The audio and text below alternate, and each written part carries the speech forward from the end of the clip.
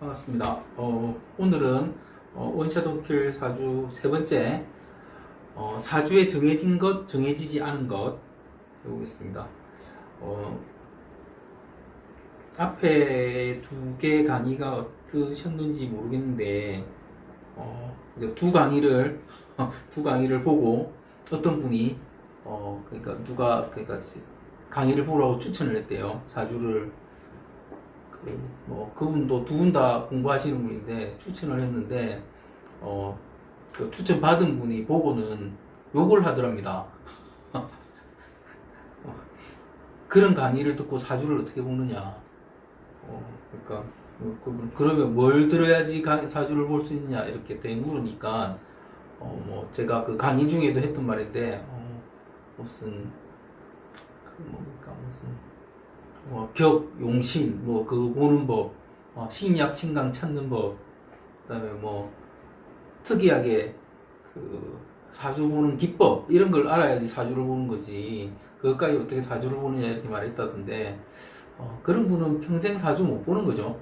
제대로 못 보는 거죠. 다시 말씀드리지만, 사주를 보는데 정말 필요한 거는, 어떤 어떤 사람이, 모든 사람이죠. 사람이 어떻게 살아가고 있는가. 그죠? 사회를 어떻게 살아가고 있는가. 그 다음에 그 사람이, 어떤 생각을 하는가.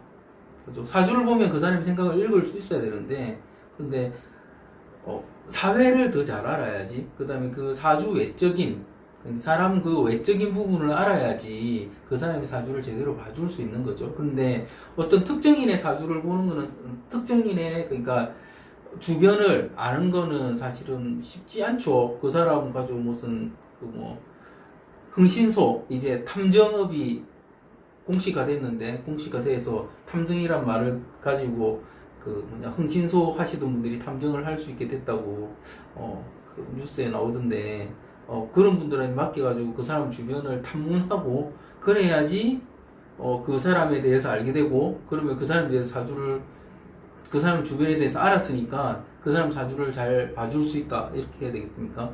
그건 아니죠. 사주 하나 볼 때마다 그 비싼 돈을 내고 어떻게 그렇게 의뢰해서 하겠습니까? 그러니까 사주를 보기 위해서 진짜 필요한 건 뭐냐면 사람이 어떻게 생각하고 어떻게 살아가고 그걸 알아야지 사주를 볼 수 있는 거예요.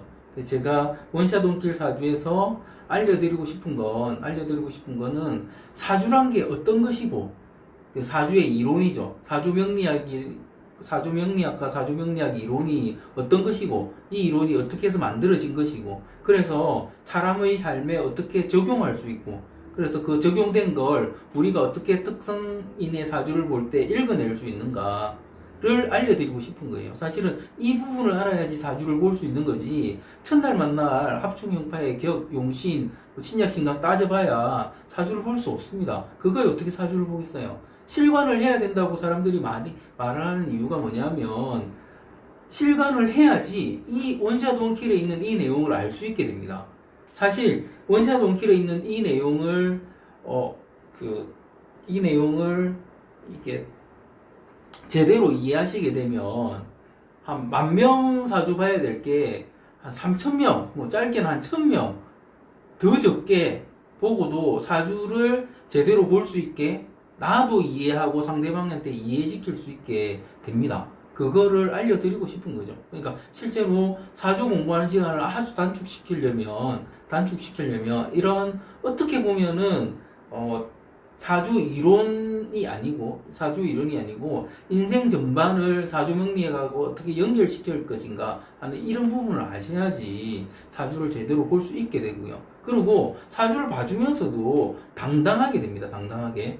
단지 나도 모르잖아요. 충이 돼서 뭐가 어떻게 되는지 이런 거 사실은 잘 모르는 거잖아요. 그런 거 어떻게 정확하게 사람마다 상황이 다 다른데 어떻게 알겠어요. 그런데 이 내용을 정확하게 이해하시게 되면 사주 볼 때 좀 더 당당하게 돼요. 나의 이론, 내가 아는 이론을 좀 더 당당하게 말할 수 있게 되고 실제로 그 당당하게 말해줘야지 어떤 사람이 사주를 보고 나서 그에 따라 맞게 행동을 해서 더 좋은 삶을, 더 제대로 된 삶을 살아가게 될 것이기 때문에, 그러니까 원샷 원킬 사주가 추구하는 바는 제대로 된 사주를 볼 수 있게 되는 방법, 그걸 추구하니까 그러니까 도움이 되시는 분은 보는 것이고 도움이 안 되시는 분은 안 보는 건데, 그러니까 실제로 이론적인 부분이 필요하다면 사주 강의 보시면 되는 것이고, 사주 강의 보고 다 봐도 실제 사주를 봐주려고 하면 잘 안 되는 이유는 이 원샷 원킬 사주의 이 200페이지에 있는 내용을 모르셔서 그렇다. 그래서 이 내용을 알게 되면 좀 더 확신을 가지고, 나도 확신을 가지고 사주를 봐줄 수 있다, 이렇게 말씀드리는 겁니다. 그러면 이제 세 번째, 사주에 정해진 것, 정해지지 않은 것, 네, 이렇게 대해서 해보도록 하겠습니다. 26페이지죠. 사주 명리학의 가장 큰 전제는 태어나는 순간 이미 그 사람이 살아갈 길이 정해져 있다는 것이다. 그 말은 사람은 사주 생긴 그 모양대로 살아간다는 말이고, 그 틀을 벗어날 수 없다는 말이다. 그 틀을 벗어날 수 없기 때문에 4000년 이상 반복되는 시간 동안 동일한 사주로 살았던 사람들 삶의 형태를 통계함으로써 그 사람의 미래를 예측하는 학문이 사주명리학인 것이다. 그런데 여기서 의문을 가지는 분이 많다. 그럼 사람이 살아가면서 노력해서 변화시킬 수 있는 부분이나 살아가면서 할 수 있는 선행, 덕을 쌓아 바꿀 수 있는 후천운 같은 건 없냐는 의문이다. 정말 그렇다면 선행을 할 필요가 없다는 말이니 봉사나 기부 같은 것도 모두 헛짓이냐고 반문할 수밖에 없는 것이니 말이다. 실제로 여러분들이 이런 의문을 가지시죠. 그 사주는 정해져 있다고 하는데, 어떤 사람들은 좋은 일을 많이 해서 덕을 많이 쌓으면 잘 될 것이라고 하고, 실제로 덕을 많이 쌓아서 잘 됐다는 사람들도 있죠. 실제로 내가 무슨 봉사를 많이 해서, 좋은 일을 많이 해서, 아니면 종교 생활을 열심히 해서 잘 됐다는 사람들도 있죠. 그러면은 사주가 사주로서 그 사람이 결정되어 있다는 것과 어폐가 생기잖아요. 예, 거기에 대한 이야기입니다. 이제 다음 단락을 읽어보겠습니다. 사주엔 사실 정해진 것이 아무것도 없다. 정해진 것이 아무것도 없다고 지금까지 제가 다 정해있다고 말했죠. 그런데 또 제가 정해진 것이 하나도 없다고 말합니다. 욕 나오죠. 다 정해져 있다고 했으면서 무슨 말이냐고 생각할 것이다. 그런데 이건 너무나 명백한 사실이다. 사주를 보러 오면 필자가 해드릴 말이 크게 네 가지가 있다. 이 네 가지, 제가 이 네 가지에 기초해서 말씀을 드립니다. 물론 한 사람한테 네 가지 말을 다 하는 건 아니겠죠. 네 가지에 기초해서 말씀드립니다. 사주팔자와 대운의 흐름이 좋다. 그러니까 어떤 사람은 사주팔자도 좋고 대운의 흐름도 좋고, 지금 이 말을 못 알아들으시겠다면, 못 알아들으시는 분들은 사실은 사주 강의를 먼저 보셔야 됩니다. 그리고 두 번째, 사주팔자는 좋은데 대운의 흐름은 나쁘다, 안 좋은 거죠. 그리고 사주팔자는 안 좋은데 대운의 흐름은 좋다. 마지막은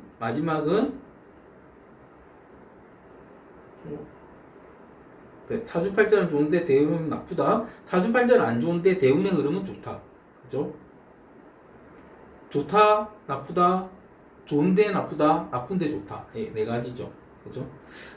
필자는 사주명리에게는 무엇인가? 앞에 강의죠. 그 강의에서 또 이 책 18페이지에서 사주 8자는 제가 요트에 비유했고, 그 다음에 대운을 항로에 비유했죠. 태어나는 순간 내 요트의 크기가, 항로가 정해진 건 분명하지만 아직 운항하지 않았다는 점을 간과해서는 안 된다.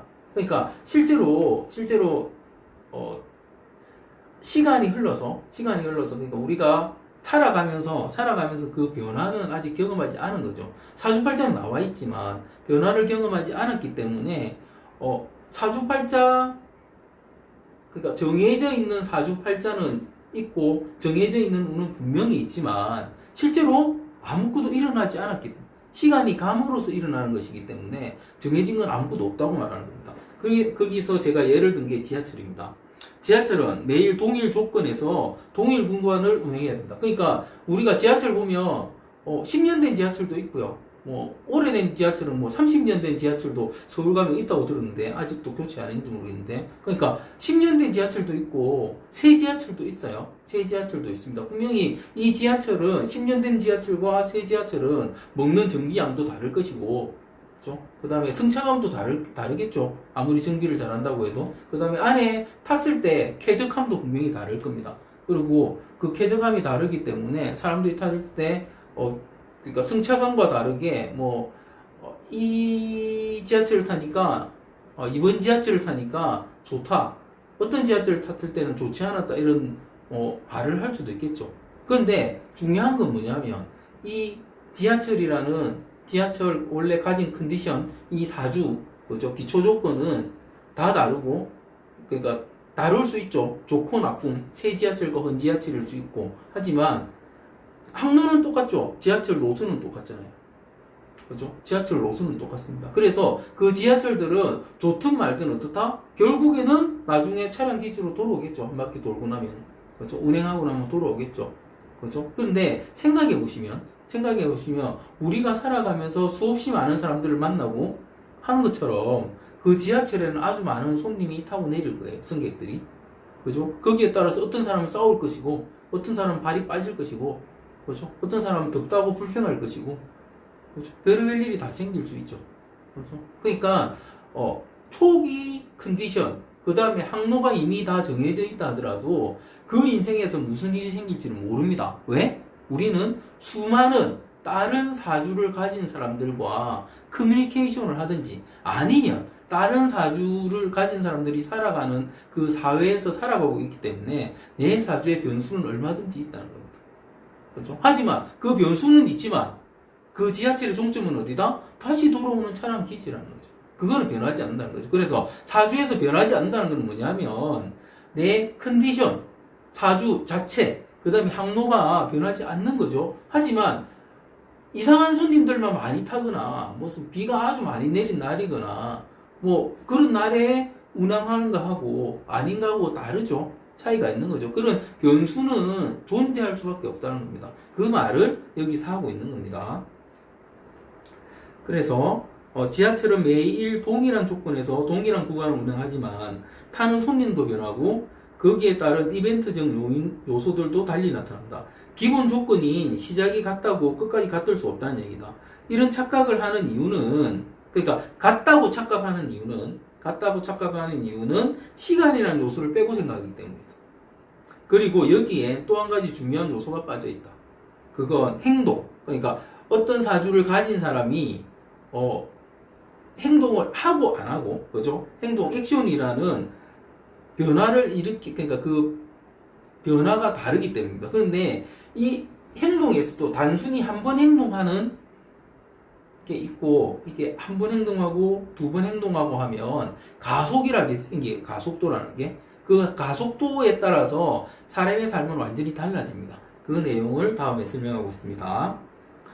같은 자연과학이라고 해도 수학, 화학과 다르게 물리학을 현실적인 학문이라 하고 같은 비즈니스 학문이라고 해도 경영학, 회계학과 달리 경제학이 인간 사회를 지배하는 이유는 가속도를 다루기 때문이다. 다른 동물과 다르게 인간의 두뇌는 사고하면서 신체적 숙달과 메모리를 동시에 수행한다.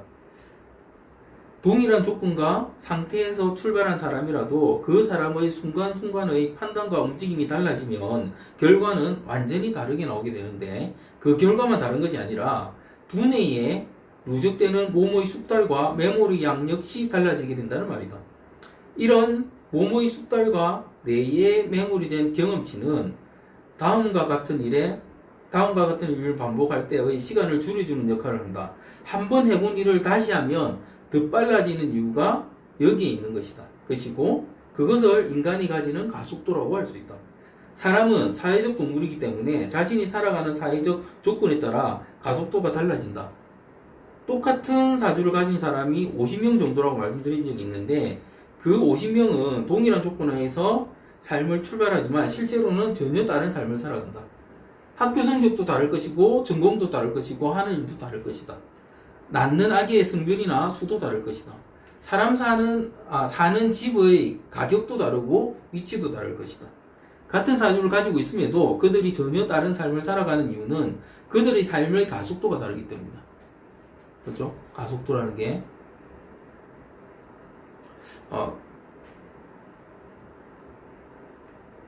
이게 이 부분이 중요한데 그러니까 실제로 어떤 누적되는 양, 경험치, 이걸 가속도라고 제가 말씀드리는데, 이거 보시면, 다음 내용에서, 그 선택과 액션의 강도는 아동 청소년기는 부모의 영향을 받을 것이고, 그죠? 그러니까 부모가 누구냐에 따라서 내가 어떤 행동, 반복된 행동을 하게, 안 하게 된다는 거죠. 그리고 계속하게, 계속하지 않게 된다는 겁니다. 그리고 청장년기에는 직업과 친구의 영향, 그죠? 이제 집을 벗어나서 사회적인 영향을 받으면서도 또 뭔가를 계속하게 아니면 안 하게 되는 거죠. 그리고 하지만 그러면서도 그들이 순간순간 느끼는 만족도는 동일하다. 이 부분이 중요하다는 거죠. 그러니까 사주 다르고 나의 가속도는 다 다르지만 실제로 같은 사주인 사람들을 관찰해 보면, 제가 여기 보면 그러니까 이제 피시통 긴 동호회 가서 한날 한시에 난 사람들을 관찰한 이야기가 나와요. 그러니까 이걸 관찰해 보니까 하는 일도 사주에 있는 일을 하고 있고, 근데 실제로 타고 다니는 차가 달라요. 타고 다니는 차가 다릅니다. 타고 다니는 차가 다른데 어떻게 만족도가 같을 수 있는가 생각하시는 거죠. 그런데 실제로 어떻더라? 여기서 치과 의사인 사람, 그러면 주변에 주로 뭐 치과 의사나 그 비슷한 사람들이 있는 거죠. 그리고 사시라고 하죠. 사시 기술자. 이 사람도 보니까 주변에 주로 자기 공고 나왔는데 주변에 다 공고 나온 사람들 있는 거죠. 그리고 금융 쪽에 있는 사람, 생활공고 있는 사람도 그렇고, 이렇다 보니까 이 모임에 와서 자기하고 같은 사주, 아니면 한날 한시에 난 사람이 어떤 사람은 의사고, 어떤 사람은 뭐 최씨 기술자고, 어떤 사람은 뭐 생활공고 다니고, 어떤 사람은 격리업 업무하고 있는데 이걸 알게 된 거지. 자기 혼자 살 때는 어떻더라? 자기 주변에서는 아주 만족하고 살고 있더라 이거죠. 만족하고 살고 있더라. 그러니까 자기 주변에는 어떻다? 자기하고 비슷한 경험과 이런 걸 공유한 사람들이 있다는 거죠. 그러니까 똑같은 사주를 1대1로 여기 있는 사람하고 여기 있는 사람 데리고 와가지고 왜 하나는 이거하고 하나는 저거 하는데 이렇게 물어보는 게 일반적으로 이게 사주를 폄하하거나 사주에 대해서 의문을 제시하는 사람들이 하는 말인데, 실제로 그렇게 보는 게 아니고 특정 사주를 가진 사람들을 데리고 와서 그 사람 주변을 보는 거예요. 그 사람 주변을. 그러면 그 사람 주변을 보면 그 사람이 그 주변에서 느끼는 만족도가 어떻더라? 동일하더라고요. 같은 사주를 가지고. 그래서 제가 여기서 이 책을 나머지는 책을 읽으시고, 제가 지금 그러니까 보통 보면은 사람이 모든 사람은 무관이라고 하더라도 관적인 동물이고 서로를 비교하면서 살게 되죠. 특히나 한국 사람들은 더 남들하고 비교를 많이 하게 되죠. 그러면 내가 사는 이 환경 속에서 내가 내 사주를 가지고 남들과 비교를 하고, 그걸 비교했을 때 주변과, 그러니까 내 사주하고 똑같은 사람을 비교하는 게 아니고 내가 사주를 빼고 그냥 주변에 있는 사람들과 비교해서 그 사주만큼의 만족도를 가지고 살고 있더라는 겁니다. 사람이라는 건. 그 말입니다. 이 내용이. 이 부분도 한번 자꾸 관찰하고 생각해 보시면, 그래서 특정 사주를 가진 사람이 그 특정 사주만큼 살고 있는 게 보입니다. 근데 요즘은 또 이 인터넷이나 이런 게 발달해가지고 이런 분들 많으세요. 내 사주하고 똑같은 사람이 아주 인기 아이돌 뭐 인기 거의 비슷한데 아주 인기인인데 그 사람은 그렇게 사는데 나는 이렇게 살고 있더라 해서 되게 불만인 분들이 보이세요. 그런데 사실은 인터넷 같은 게 없었다면 몰랐겠죠, 그런 걸. 그죠?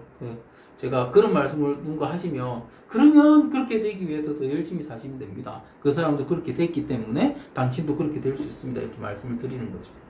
그죠? 그렇습니다. 그래서 뭐 너무 남들을 보고 살 필요도 없지만 너무 남들을 안 보고 사는 것도 자기 삶을, 그러니까 삶의 가속도를 늦추는 거기 때문에 남들도 좀 보고 사셔야 돼요. 사실은 유행도 좀 따르고 살아야 되고, 그런 말이 다 제가 행동해야 된다는 그 말 속에 포함되어 있다고 봅니다. 그래서 본인의 행동 강도에 따라 달라지는 삶의 가속도 때문에 삶의 모양은 달라지지만 삶의 만족도는 같은 것이다. 이렇게 제가 말씀드렸죠. 그럼 더 잘 살기 위한 노력 말고 좋은 일을 많이 해서 덕을 쌓으려는 노력은 인생에 어떤 영향을 미칠까? 실제로 이런 분들 많죠. 내가 기부도 하고 뭐도 해서 내 사주는 안 좋지만 인생을 좀 더 업그레이드 하겠다.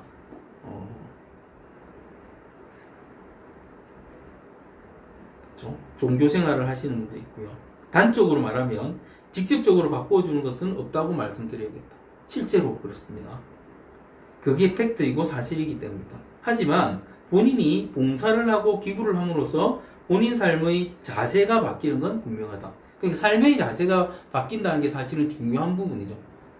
내가 봉사하지 않고 기부하지 않았다면 몰랐던 걸 그걸 함으로 인해서 알게 되고 뭐가 변한다? 내 삶의 자세가 변하게 된다. 그러니까 이 자세가 변하게 되면 그걸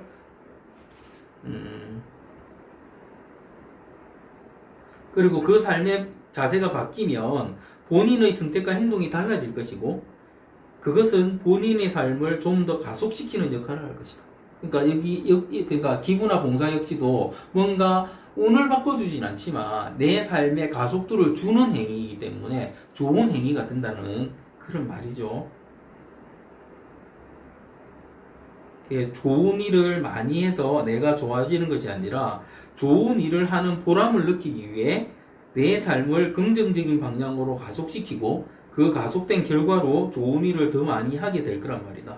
이런 과정을 거치면서 실제로 봉사와 기부는 본인 삶을 더 발전시키게 되는 것이다. 물론 모든 분한테 그런 건 아닙니다. 봉사, 기부 안 하는 사주나 안 해야 좋은 사주도 있습니다. 제가 이거 제 글들 중에 읽어보면 괜히 봉사 기부해서 자기 삶을 좀 먹는 분들도 많습니다. 그 사실은 방법이 틀린 거죠. 그런 분들도 있기 때문에 이런 것도 그냥 말씀드리고 넘어가고요. 봉사와 기부를 활발하게 하는 분들과 대화하면 그게 즐겁다고 말씀하신다. 그리고 봉사와 기부를 통해 덕을 쌓으며 마음이 편안하다고 하신다. 이런 걸 평정심이라고 한다. 그러니까 사람이 평정심이 이러면 못할 게 없다고 하는데 봉사 기부는 이런 걸 가능하게 한다는 거죠. 평정심을 생기게 한다는 거죠.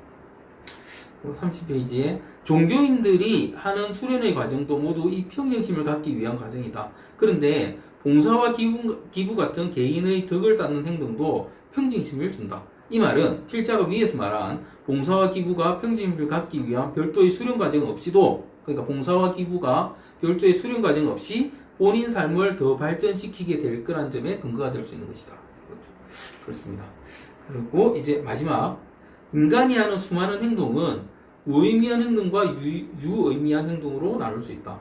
무의미한 행동은 인생을 가속시키지 못하는 행동일 가능성이 많고, 유의미한 행동은 인생을 가속시킬 행동일 가능성이 많다. 인생의 격을 높이고 싶다면 유의미한 행동에 집중해야 하고, 자신의 삶을 즐기고 싶다면 무의미한 행동에 집중하면 된다.